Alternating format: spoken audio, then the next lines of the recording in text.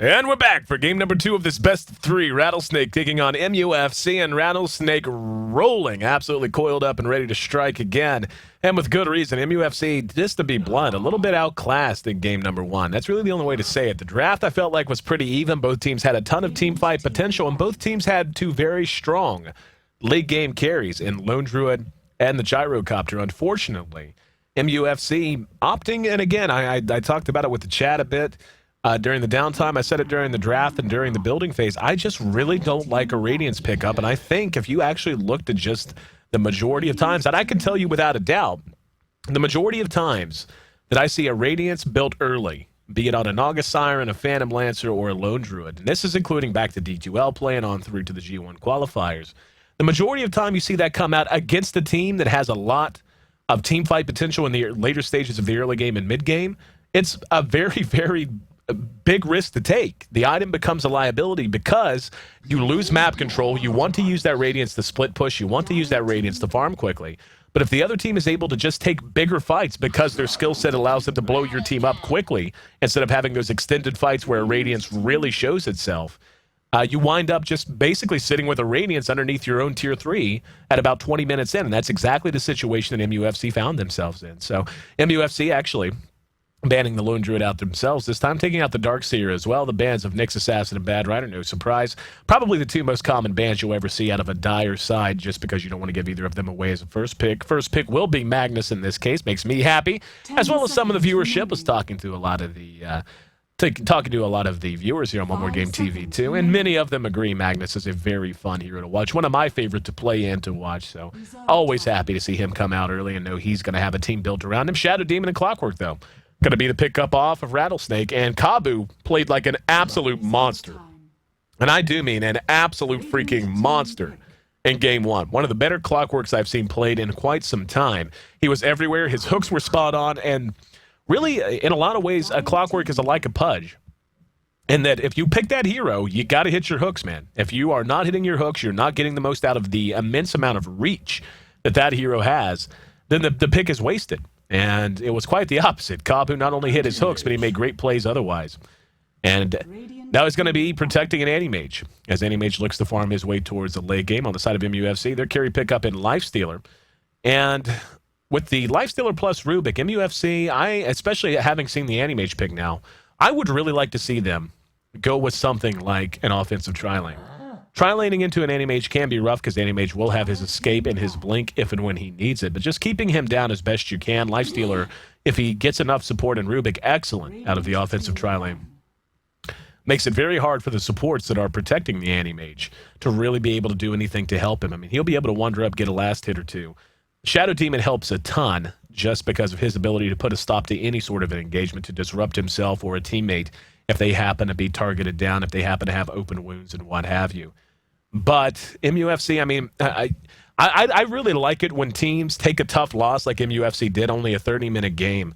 And really that game was, if we're to be completely honest, that game was over and all was done but the crying, is the way to put it, at about 20 minutes into the game. Remaining. So I really like it when teams take a loss like that, and instead of falling back and just trying to play, defensive kind of reserve Dota and get a win that way, I like to see them bounce back and be aggressive. And I'd love to see that out of MUFC, because there's no question about it. We saw it in the first part of Phase 2 here, in round number 1 of Phase 2, just how quickly they can get on a roll and how quickly they can begin to click and fire on all cylinders as a squad. Taking a look at the bans, Queen of Pain, Tinker TA taking out by Rattlesnake. They feel pretty confident that Magnus is not going to be running in that mid position.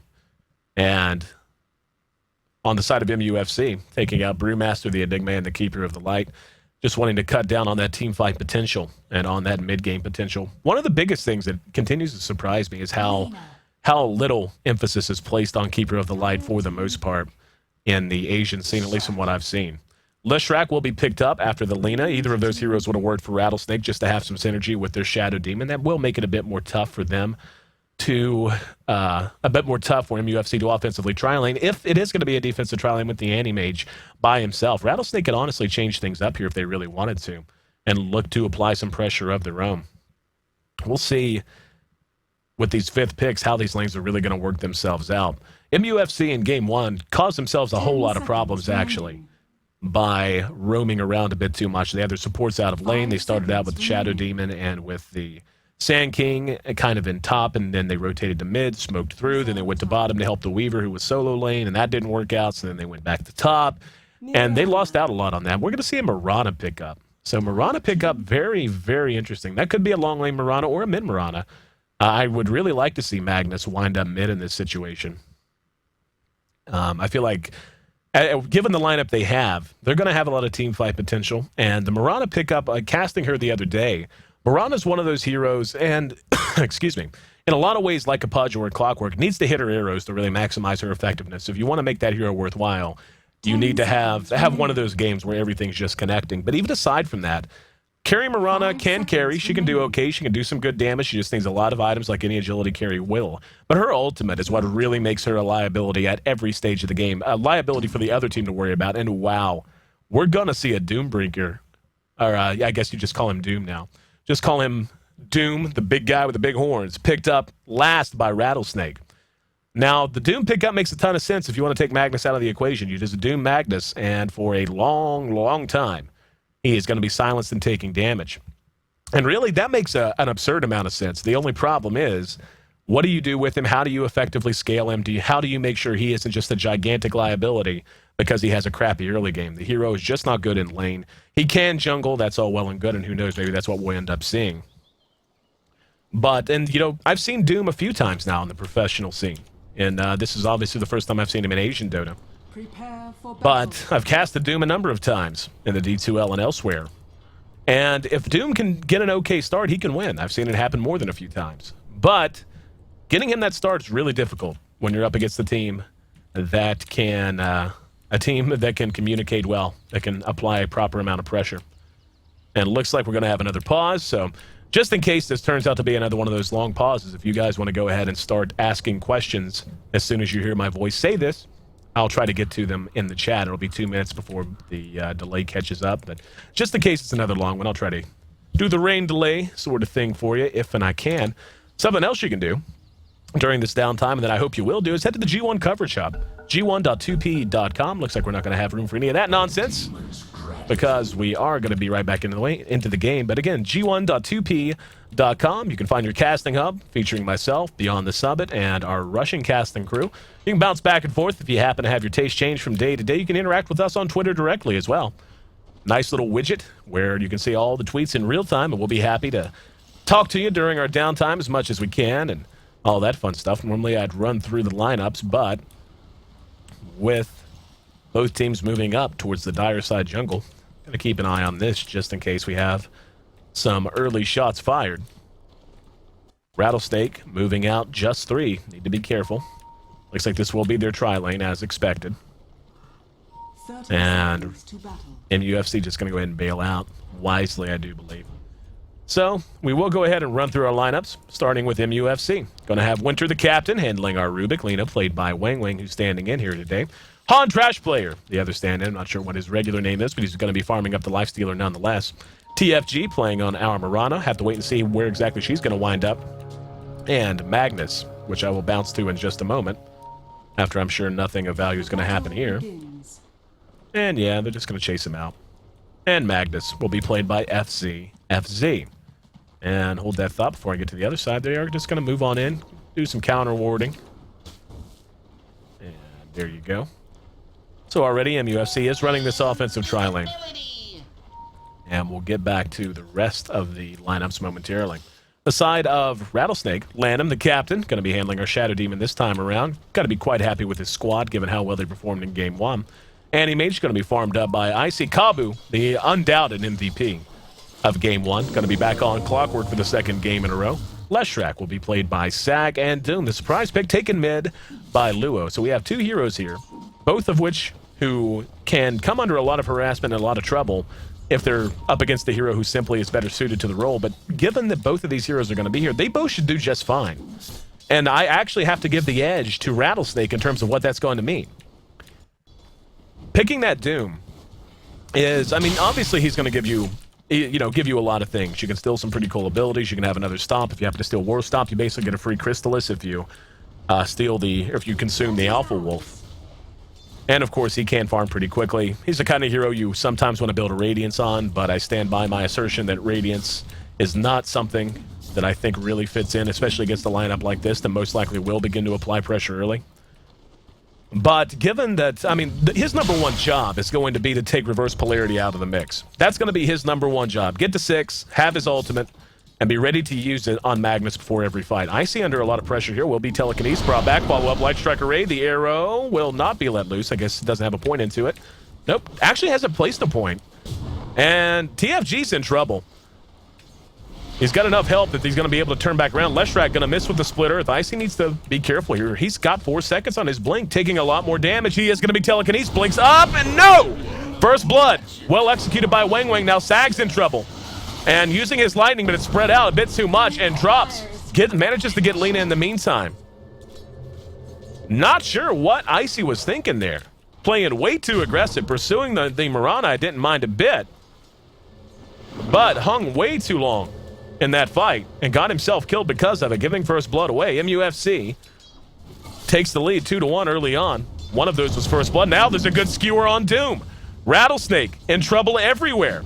He's got a shockwave if he wants it. He will use it. But Doom using his Scorched Earth, both for damage and to heal himself up. Able to keep himself alive for a moment. In the meantime, remains a very active top lane. Mana break. Does have 1 point into it now by Ayesee, so Landon will be looking to disrupt him to get that extra little bit of mana burn if and when he can. And we see Doom just using Consume now, basically on his lane creep, so no surprise there. In the meantime, the one-on-one matchup between Kabu and our Lifestealer. Going Lifestealer's way quite heavily, sitting at 14 last. It's near the top. Both the mid heroes, though, doing quite well as expected.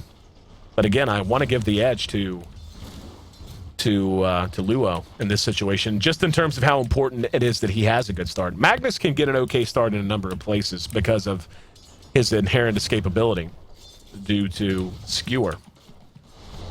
But with Luo able to securely get himself some early levels and some early gold, that's much bigger benefit. And speaking of Skewer, Luo skewered back. He's got Shockwave if he wants, and he may get a kill here. Nope. Scorched Earth enough to keep him up and running. Up here, we're going to have another engagement. There's a disruption. Arrow's going to follow up. Sag's going to be the target. They will be able to bring him down, but now Ayesee wants to fight. Winter's going to be the target. Looking for a return kill. Will they get it? Winter is salving himself up. And Ayesee forced to break off. Telekinesis does not have enough mana for it. Never mind. Was going to say it was going to be off cooldown soon. In the meantime, Ayesee blinks back. That's another kill unanswered in favor of MUFC. This tri lane working out quite well for them so far. The choice to run the Mirana here. Really liked it. Wasn't for sure if she was going to wind up here in a solo lane. But giving them the ability to last hit effectively. She's doing okay, sitting at 8. Not quite on par with the Anti-Mage. Anti-Mage is not completely outclassed. They're classing her. And now Winter going to be caught out, though.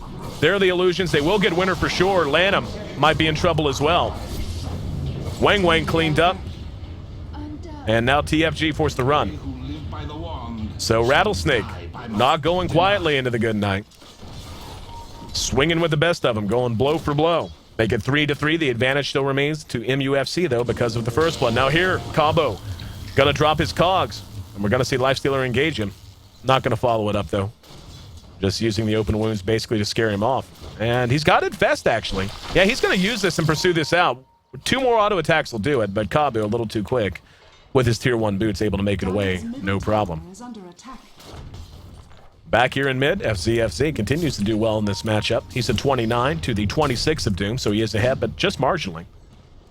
We'll see what boots Luo wants to build. If he's going to go something like phase boots. Wouldn't surprise me at all to see that. And MUFC smoked up, looking to find a target over here near the pool cam. Lanham and Sag taking what they can get. Here comes TFG. That's going to force them out. Dragon Slave tossed out, did no damage. And here we go. Ayesee's going to engage. Light Strike Array buys a little bit of time. He takes some more damage.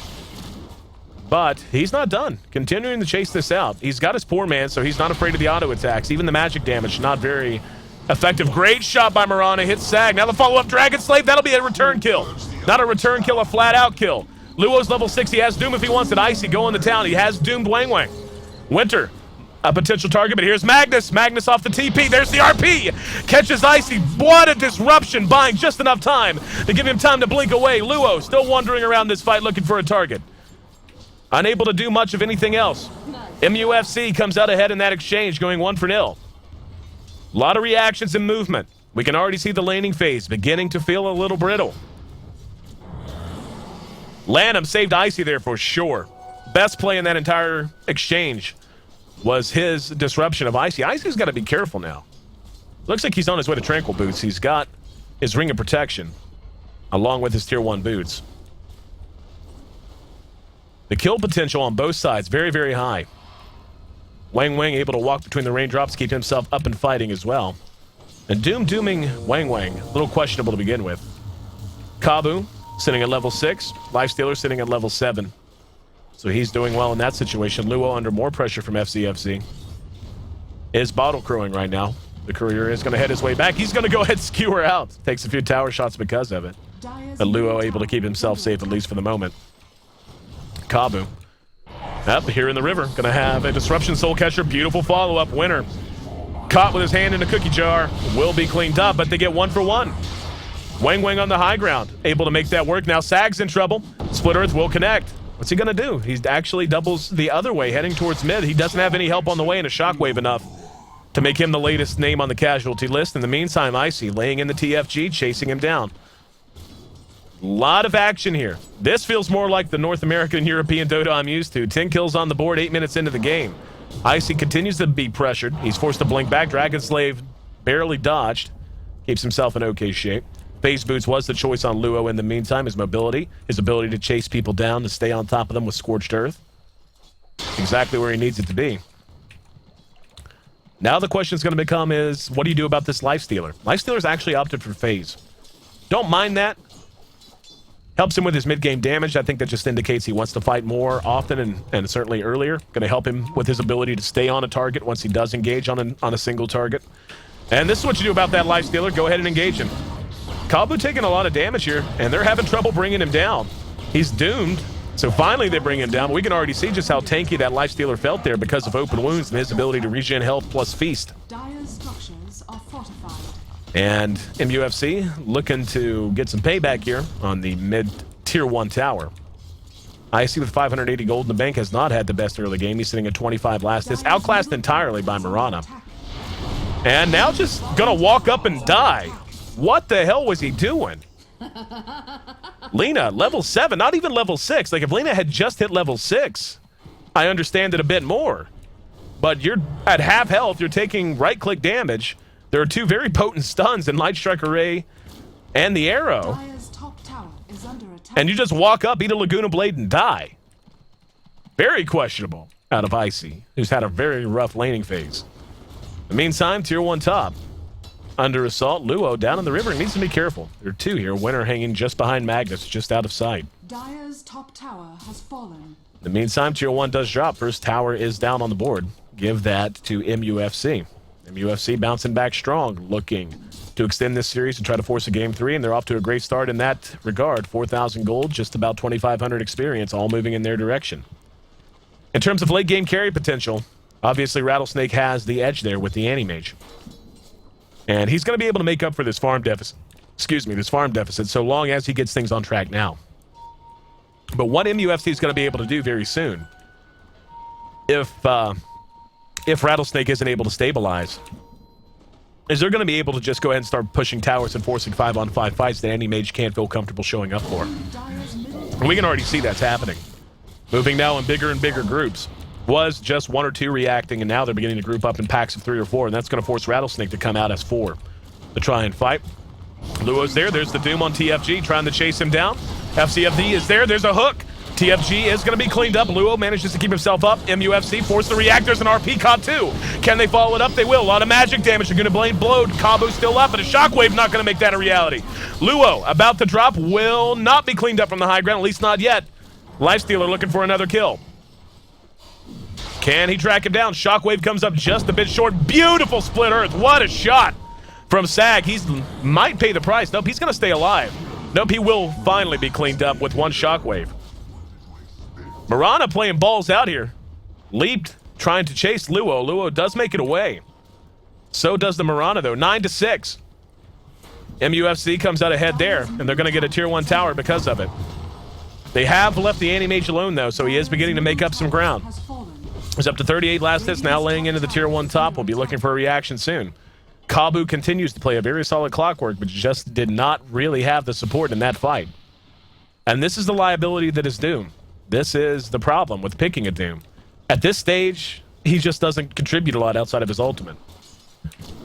Level Death can be effective in some circumstances, but not the most reliable damage you can imagine, given it's based on what level your opponents happen to be. Consume is great and all, but he does need a set of core items. He's got 1,200 gold in the bank, so he's not in horrible shape in that regard. Taking a look at the levels, we can see the top 3 levels all belong to MUFC, so they're being outclassed there as well. The gold per minute top 3 also belonging to MUFC. They're going to smoke up, looking to press their advantage, and I love the way they're playing this out. If they could have just taken the early game advantage and said, okay, now we're just going to do nothing but worry about Anti-Mage. But they're continuing to apply pressure everywhere. FCFC playing very aggressive in mid. We've got the smoke here. Mirana has not put a point into her ultimate yet. That's a little surprising to me. Sacred Arrow. Oh, hang on. There's the Doom on Wang Wang. They're going to pursue this out. Now the ultimate. Fresh with 1 point. Mana Void not enough to get the kill. They can't find them. They have no vision. Level 9, he waited. And not a minute too soon, put a point into that ultimate. And Doom does manage to get the kill on Wang Wang just because of the damage over time associated with his ultimate. So, at least a marginal win for them. In the meantime, Kabu continues to go back and forth with this Lifestealer. Lifestealer has opted to follow up with the armlet. I like that choice a lot. Actually, a little surprised he didn't go with the drums. You see phase boots on a Lifestealer in a lot of cases. What you'll see is drums, then believe it or not, Sanjin Yasha. It's becoming more common, popularized in the Asian Dota scene. But the idea of a build like that is you just want to move really fast, and you want to get on people and just blow them up and make sure they can never get away. In comparison to what I would call the more typical Western build, which is, hold that thought, we may have an engagement. Yep, there's the Demonic Purge on FCFC. There's open wounds on Kabu. They're going to look for a target. Lanham leading the way. Rocket Flare does a little extra damage on the way out the door, but Rattlesnake does pull back. Holding right now, not feeling now is the time to fight. Taking a look back at the last hits, Mirana continues to dominate the Anti-Mage. Has almost 50% more than Anti-Mage does. Anti-Mage has his Ring of Health up, but still quite some ways from that Battle Fury at 14 minutes into this game. And securing Mirana the ability, securing her the good early start she had, gives her the ability to confidently go one-on-one with an Anti-Mage, which a lot of heroes have trouble with because of the strength of Mana Break. But she's doing a great job. She's taking last hit, she's zoning him out, making it hard for him to get what he needs. FCFC now has completed his Blink Dagger. So he has Arc Boots, Blink Dagger, hold on. Here comes Kabu. It's another hook that's going to catch Wang Wang. A little bit of time bought. Don't think it's going to matter, though. Should be locked down. And here comes Magnus, though. RP canceled, but then... Oh, what a great disruption! Are you kidding me, Lanham? You must have that thing on a hair trigger, and FCFC doomed out of the TPOA. Big turnaround, and just what Rattlesnake needed. Lanham! My goodness, my friend. Pick this hero more often. What a great disruption, and he's had him all game long. It's bailed Ayesee out, has done a great job all over the place with that hero. And without a doubt, that disruption there allowed them to turn that fight around. Wang Wang was dead to rights, but their ability to re-engage and to do so confidently, to pick off Magnus, made possible by that, not to mention keeping a very thankful teammate alive. Down at bottom, MUFC, now they're going to engage on Kabu. Open wounds is there, but he drops the cogs. And this is going to be a continuing problem and a continuing thing for Lifestealer. I mean, right there, obviously he's engaging on Kabu, but even when he isn't, Kabu's going to be able to confound his ability to get on a target and stay on a target. I really want to see what his next item is going to be. He's going with kind of a hybrid mobility plus pure attack damage build. I feel like drums would be a good choice for him. Relatively cheap way to just make him that much more survivable in the mid-game stages. And then he could go with a Desolator if he wanted to continue to be a hybrid. And nope, another blink in, but gonna miss with the skewer. FCFC trying to be a playmaker, but coming up just a bit short. Mirana moving her way through the river. Ayesee being left alone. Now this is something that MUFC has to keep in mind and what is going to be a problem for them. Every time they dedicate their team to pushing a tower like this. Up, hold on. TFG will be able to make it away with the haste rune. They're going to get the tier 1. But all this time that they're doing this, all this time, Anti-Mage is free. Now, there's the silence on the Lifestealer. There's the ultimate from Mirana, however. A lot of damage being done. Can they pursue him out? They don't have enough vision. Up, there's the RP. Thought about it, thought better of it, though. They're still undercover. And Winner should be cleaned up if he's spotted out. They're going to re-engage. Sag and Lanham now in trouble. There's the RP. Just got Lanham. They're going to skewer out. They're going to be able to clean up, turn it around 2-4-2. Buyout from the Lifestealer, though. Going to have him back and ready to fight. In the meantime, Anti-Mage is split pushing top tier 1.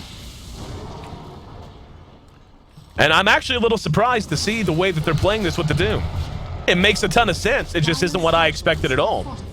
Shows what I know, I reckon. But they're dooming the Lifestealer predominantly. I thought they would try to take the RP out of the equation as best they can. But it actually makes just as much, if not more, sense on the Lifestealer. Given the way the hero works, the Lifestealer is one of those heroes that really is a slave to his abilities. I mean, he's excellent for a number of reasons. But what makes the hero is his ability to get on a target with open wounds, to stand and fight confidently with the attack speed bonus of Rage, the magic immunity, and his ability to regen health off of Feast and open wounds. And to just be this monster that for 6 seconds cannot be touched. But if you're able to take that away from him, all of a sudden he's a relatively unimpressive, fairly slow, somewhat low armorish strength carry that can't do anything but die. Speaking of dying, TFG now going to be the target. There's a demonic purge. Leap already used. That's a very dead TFG. Peace out, brother. See you at the well. Luo has actually opted for a Shadow Blade. And this is an interesting build on him. A lot of times what you'll see Dooms do is either go a semi-support kind of a build and just tank up by building a pipe or something like that. Or you'll see them get something like a Radiance for the AoE damage. I've even seen Dooms build Dagons just to have more single target damage. If there's one target in particular they're worried about, oh, Lanham. See you back at the well, brother. 1-for-1 Mirana for Shadow Demon. We got a barn burner on our hands. 12-12 in an 18.5-minute game. Take a look at the gold graph. Still very much in favor in gold for MUFC. The experience, though, now moving the way of Rattlesnake. And given how far behind Rattlesnake seemed to be falling early on, they deserve some credit. They played a good game of comeback Dota. But anyway, back to Luo. Picking up that Shadow Blade. Gives him that single target damage. Gives him the movement speed.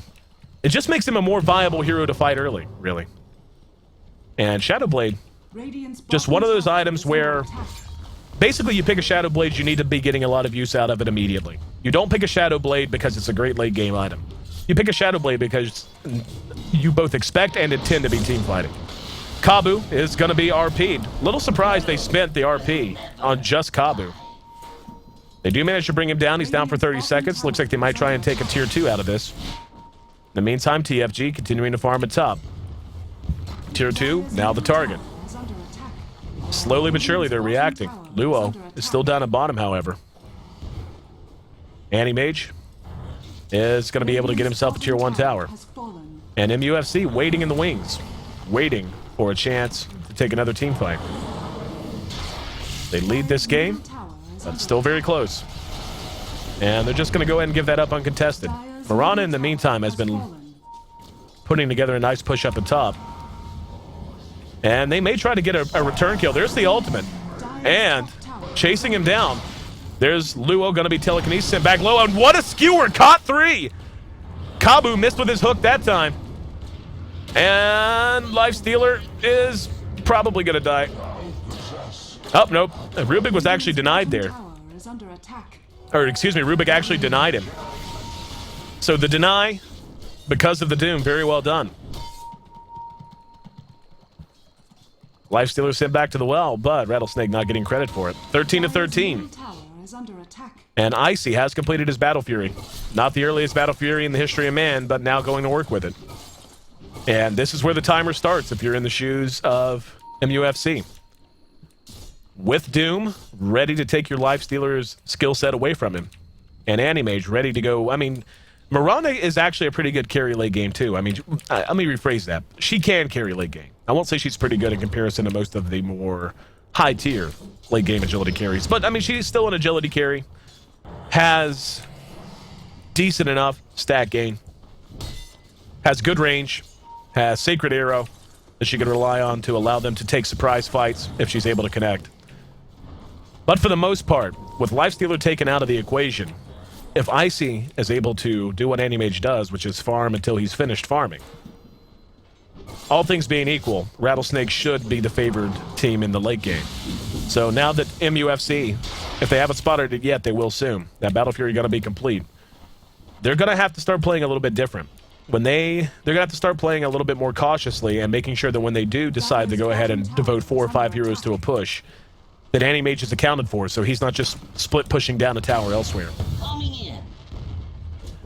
22 minutes in, and still a very close game. Totals haven't really changed much. Taking a look at FCFC. He seems to be on his way to a Blink Dagger. Wang Wang picks himself up a gem. At least has a set of Arc Boots this time. Arc Boots up on Winter as well. Ayesee, as previously mentioned, rocking that Battle Fury. And Mirana actually opted for a Lincoln's. It's going to help her with survivability, make no mistake. But her base damage is nothing particularly impressive. And we can already see Anti-Mage beginning to close the gap. Is actually back on top in last hits. A lot of those are jungle last hits, though, so all things being equal, Mirana, yep, still ahead. But given how much better a start she had, this comes down to that timer that MUFC just knows they're on now. Battle Fury's done, Anti-Mage will farm. He will find his farm, and he will get big. Got to make sure you're able to close this game out before then. Now, Rattlesnake does have a very defensive team. A very tough team to push into under even the best of circumstances. A lot of ways for them to slow down a primary target like a Mirana or a Lifestealer. If they could doom the Lifestealer, make it so he can't purge any sort of negative effects, they can actually doom him and then demonic purge him. And yeah, that's a dead Lifestealer in that case. Black King Bard done on Magnus. And just one thing I do want to point out, a big difference in North American, European Dota and Asian Dota that I've noticed as well is people really like to get BKB on Magnus in Asia, at least from what I've seen. Not something you see all that often, really. Up, there's a hook. That's a long-range hook. And gonna try to connect on Mirana. No. Oh, the cogs go down just in time. The Lifestealer shows up, but it's too late to save her. Ghost Scepter was the choice on Luo. He's using it already. Life Strike Array is off, as is the Dragon Slave. Luo still taking damage despite being under cover of Shadowblade. Very fortuitous pick there. And now with the Gem of True Sight on the Lina, they are going to go ahead and de-ward. Makes a ton of sense. And if they can get that kind of play out of Kabu, if they can have him hitting hooks, he literally came from across the river. I mean, just a monstrously long hook. If they can get that out of him consistently, they're going to be in good shape. Lanham is going to go ahead and deny this top tier 1. Dire's top tower Ayesee continues to farm. Sitting on 3,500 gold now. We'll see what his item choice is going to be. I would imagine something towards a Manta style. He should get this tier 1 finally. And they will. Just cleaning up the creeps in the meantime. Able to blink himself to safety. Now at this point,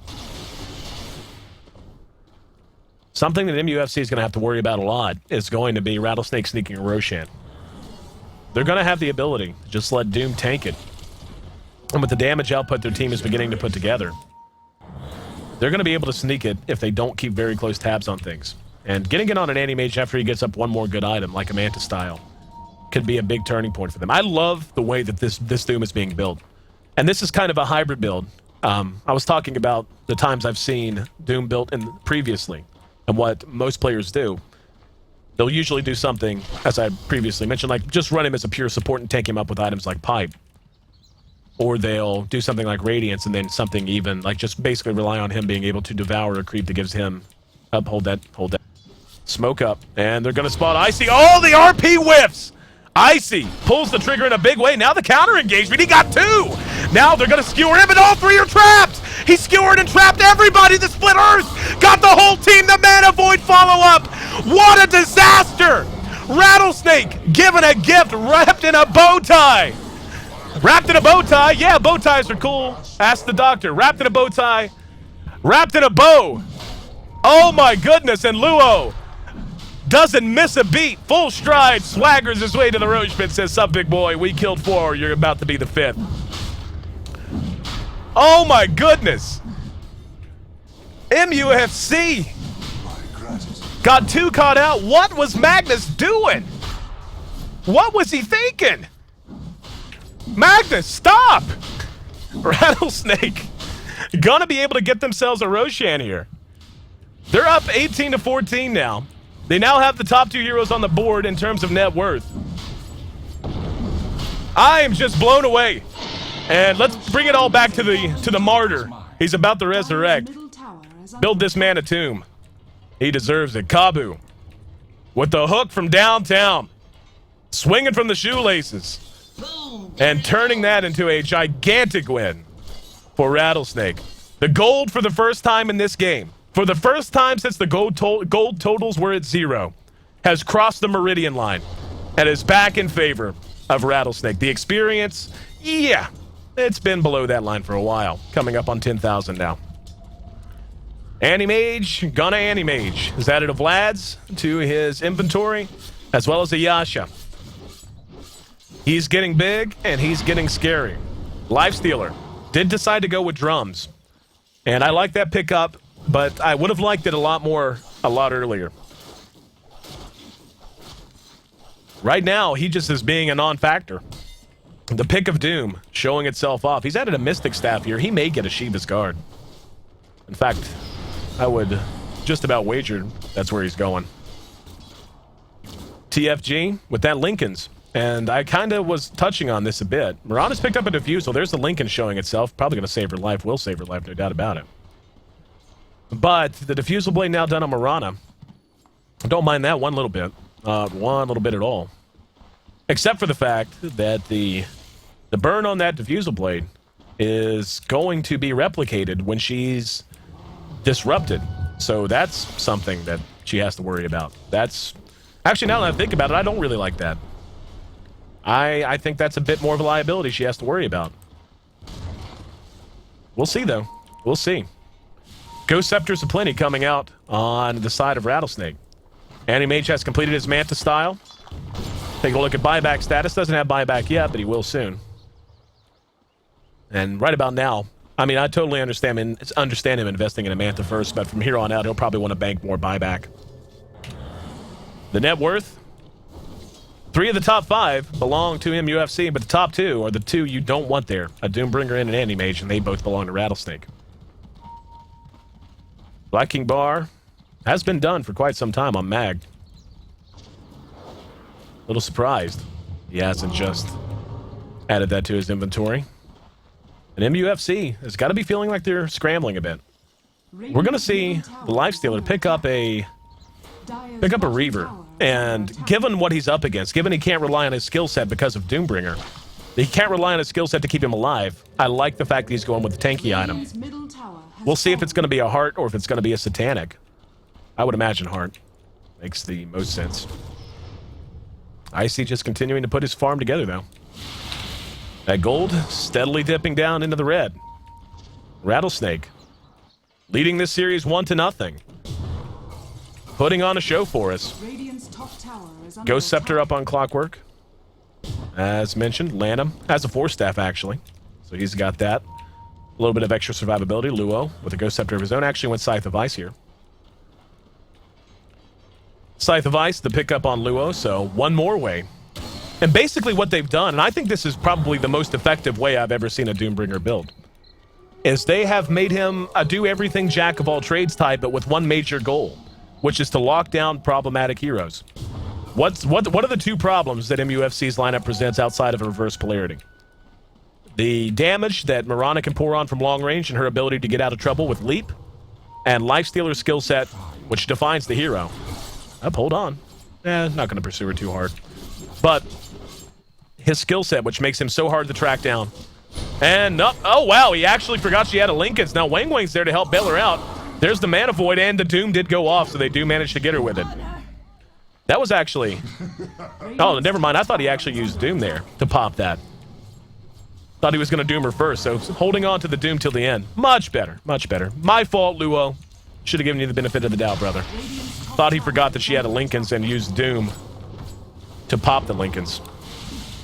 But anyway, between Scythe of Ice and his ultimate, He is basically a one-man wrecking crew just wanting to ruin the day of Mirana and Lifestealer. He is going to be the #1 way to account for them, and he's going to be able to do so with good positioning most of the time because he has a Shadow Blade. And I really hope that this is the way Doom is more commonly built. The Ghost Scepter especially gives him that extra bit of survivability. Sending him mid was a great choice against the Magnus. Yes, Magnus had a good start, but Doom having a good start is more important than a Magnus having a good start most of the time. Because Doom tends to struggle in how he starts. And now they're going to go ahead and try to line things up. Here we go. Scythe of Ice used. And the follow-up Split Earth. Can they bring him down? Nope. Just going to be able to do damage. Force a TP reaction. Mech is almost complete on Leshrac. Kabu has made his way down now. 19-14. They continue to lead this game and look to be in great shape. And Anti-Mage getting chest out. We're going to see the disruption. More Anti-Mage illusions, more fun. And this is getting scary if you're MUFC. This is getting real scary. Radiant's bottom tower has fallen. Back to the gold. Yep. A steady decline in the potential for MUFC to turn this around. I love the way they laned it early. Felt like they really secured themselves a decent start. This poor Lifestealer, and this is really something that I think players of any skill level can benefit from. This is the first time I've seen a Doombringer used against the Lifestealer, hence why I assumed it was actually going to be used on Magnus. I've seen a Doom used against a Magnus before, but it did not occur to me just how effective Doom would be in shutting down this Lifestealer. And it doesn't matter what your skill level is, that's something you can put in your back pocket. I'll talk about a hero that makes Lifestealer's life hard. Get a Scythe of Ice on a Doombringer, and then Doom the Lifestealer over and over again. MUFC looking to reverse their fate. They've got a chance to get a couple of kills here if they can line it up correctly. There we go. Mirana all going to be used. Going to leap right on top of Kabu. Kabu going to be slow with the defusal, but going to hook his way back. Still in trouble. Uses the Ghost Scepter. Buys him a little bit of time. Here comes the Team RP, though. Caught everyone. The Infest back out. The damage is there. Mech going to get him back up and fighting, though. There's the Skewer Gem of True Sight's on the ground. Here comes Ayesee. Ayesee looks to tee off on the whole team. Sag still alive. Mana Void used as Ayesee looks to find himself a kill. Mirana being pursued out. Will leap. Left across the entire map, it felt like. Went from the low ground to the high ground. Here comes Ayesee on the warpath, trying to track him down. A wolf riding Lady of the Night. See if they can find him. Yes, he will. Lincoln's popped. There's the Scythe. Peace out, Mirana. And what should have been a big win for Rattlesnake goes the way in a big, big way. A big win for MUFC goes Rattlesnake's way in a big, big way. And this could be Rax. They do not have Glyph. It was already used once. Luo just showing his face, dodges the shockwave. Wang trying to buy time. But so much damage coming out of this Anti-Mage now. Luo will be caught out. Skewer will be whiffed on, actually. Another one. He's whiffed. Poor Magnus. Poor FC. Has not had the best game. Struggled a bit today. Setarax is down. And they're going to go ahead and be able to back out pretty freely. The gold, just about in 5 digits. Will be in 5 digits momentarily, I have no doubt. The experience, same thing. And Ayesee just continuing to clean house. He's picked himself up a butterfly, and all of a sudden, his ability to deal with the right-click damage of a Mirana and a Lifestealer, not exactly a problem. I'm just so impressed with Rattlesnake. I feel this has been a great coming out party for them. Coming in, again, the new team of old veterans, the crafty vets. And no one really knew what to expect out of them. But they've rolled in here, taken on an MUFC team, which has been playing well of late, led by a very competent, very charismatic captain in Winter. And they have secured themselves a great position now. Really just about one more team fight away from taking a win. Roshan's going to be back up in about 60 seconds. Now eclipsing the 5-figure mark in terms of gold. The experience long ago left them. Anti-Mage is 10,000 gold net worth ahead of Mirana. 10,000 gold ahead of the next highest on the other team. Anti-fun indeed. Anti-fun if you're anyone but Ayesee and his teammates. Taking a look at the buyout. Couple up, not many though. only Magnus can actually afford now on the side of MUFC, so they're basically all in. Blink Dagger has been picked up on Shadow Demon as well. Take a look at the GPM. Right around that 625 mark for Annie Mage. Not the highest you've ever seen, but damn high enough. Players here. And a Roche attempt incoming. We can see it counting down. Happy New Year. Happy free ages for Rattlesnake. MUFC may want to challenge this. I don't know that they can, though, to be honest. Give him a true sight on the ground. We'll see who's going to pick that up. They have no vision, but they have to know. There really can't be any question as to what's going on. Yeah, they're not even going to try. They're going to try and catch them coming out. Lifestealers infested in the mag. They're going to be looking for the infest bomb. And everyone immediately withdraws. MUFC hoping they come through the jungle, but not going to be so lucky. Rattlesnake a little too crafty for that. What could be our game-ending push likely to begin materializing now. You're watching Game 2 of this best-of-3 series here in Round 2 of Phase 2 of the G-1 Champions League Asia Qualifiers. Rattlesnake leads 1-0 and looking like they're ready to close the door on MUFC. Tier 2, not going to be much of an obstacle. Will be cleaned up. Tier 3, now going to be the goal. And Annie Mage, chest out, as always. Begins going to town. Lincoln's is popped. Ayesee's taking damage. I was going to say he doesn't care, but he does decide to go ahead and pull back. We're saying he is not the tankiest guy in the world. His health pool is relatively low. He's just relying on everything else to keep him alive. The mischance from Butterfly, the bonus armor from the agility gain, Manta style that he can Manta out of a lot of problems. That's going to be what he's relying on to stay alive. So his ability to just stand and fight, if he is taking damage, is going to be problematic. And this is a situation where that Lincoln's, perhaps TFG wishing he had just put that money towards the MKB. Because once Annie Mage gets a Butterfly, cannot rely that you're going to be able to just focus fire him down as well as you could. And he's going to go ahead and re-engage. Still has that Aegis, takes the tier 3 for free. Absolutely no concerted resistance at all. Rattlesnake rattling their sabers. And Ayesee just laying into the racks. Here we go. Arrow comes out, will be dodged. Sidesteps it. They're going to have to take a shot soon.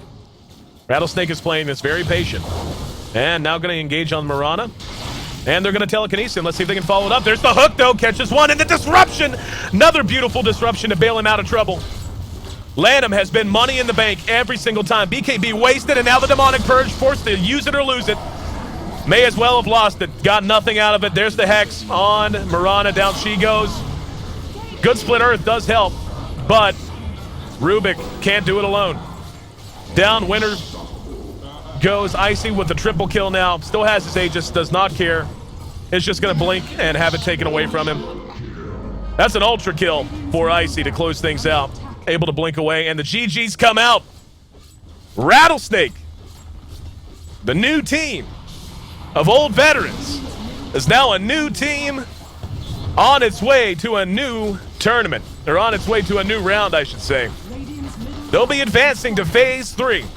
Getting past MUFC here today. 2-0. They came in, the underdogs, with a lot of question marks hovering over their head. They walk out of this series with a lot of those questions answered, and I would think with a whole lot of new fans, this broadcaster included. Winner and company put up a good fight. An impassioned resistance, but unable to stem the tide that was the Annie Mage and the surprise Doom pick.